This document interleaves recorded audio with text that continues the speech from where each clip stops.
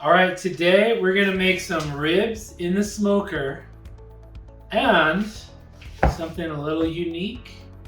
We're gonna do it my favorite way. In a bag. Let's get started.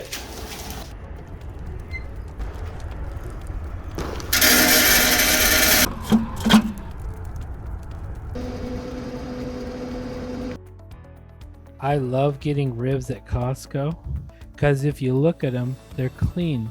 There's no membrane. We can just throw these on the grill and go to town. Before we toss them on the grill though, I'm just going to cut these in half.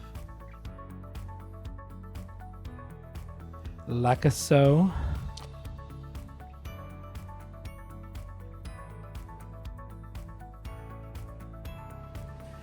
And once I do, I'm going to go a little exotic. I'm going to put some Cattleman's Ranch on there. It's a little different, but I love the flavoring. We've put it on salads and seasonings and things like that.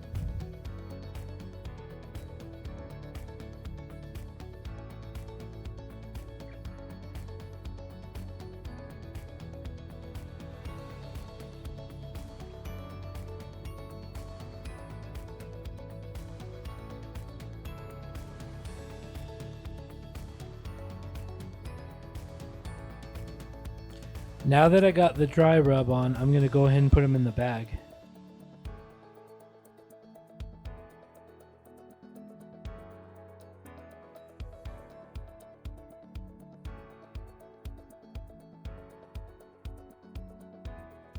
They wouldn't fit unless you use a turkey bag. I'm using a smaller bag that fits up to 8 pounds of meat. So they wouldn't fit if you used a smaller bag and you didn't cut it in half.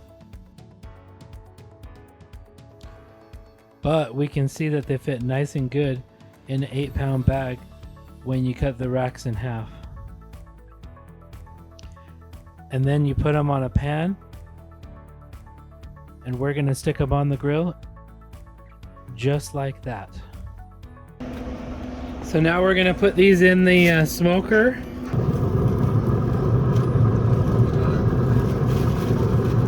Close that up.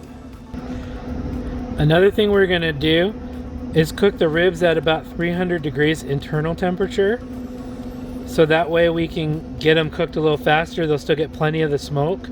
So we're going to set up our grill settings in order to accommodate this.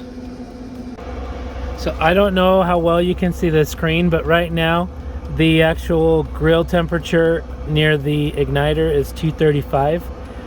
And we are going to want that between 350 and 400 in order to get the actual grill temperature where the food's cooking at 300.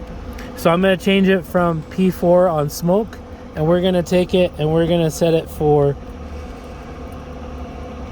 350, and we're going to leave that for a while and see how it does and see what temperature we get to. We'll come back in about 20 minutes and check it. It's been about an hour, and as you can see, it was up around 325 instead of 300. What I did was I actually took the cap and I screwed it all the way down because that keeps the airflow lower, and the temperature is starting to drop a little to get it more towards 300.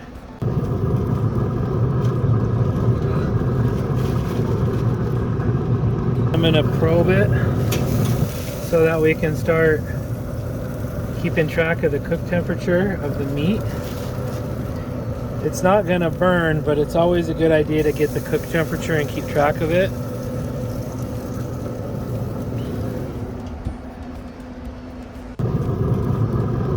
As you can see, it's about 143 on the probe right now, and we want to get it right up just over 200 and then let the meat rest. So it's making good progress.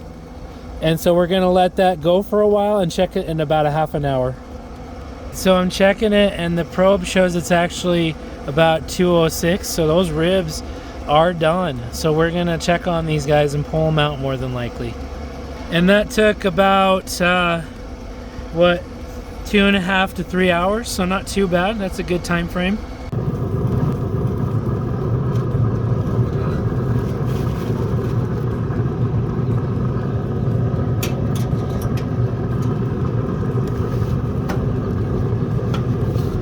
stayed nice and moist right inside the bag, as you can see. So perfect and beautiful. All right, so we got our finished ribs here. And I'm gonna just pull like a half rack out and just show you kind of close up. And those look pretty dang good. Used Cattleman's Ranch again. So I'm gonna enjoy these. I'm gonna wrap them up and I'm gonna sweat them out for a little while longer and finish them off that way. All right, I really didn't have time to sweat out the ribs. So I just stuck them in the oven and I've been letting them cool down. And so then these will be ready to serve like that. And I'll just let them stay in there while I finish up my other things that I'm making for this meal. So hopefully you enjoy this way of doing things. I really love the bag because it just keeps everything super moist and it still gets it like super tender and everything. And you don't have to worry as much about burning it as you do without the bag. So it might, again, like with my brisket and things like that I have videos for too, be something you might want to try for yourself. And anyway, I'll catch you guys on the next video.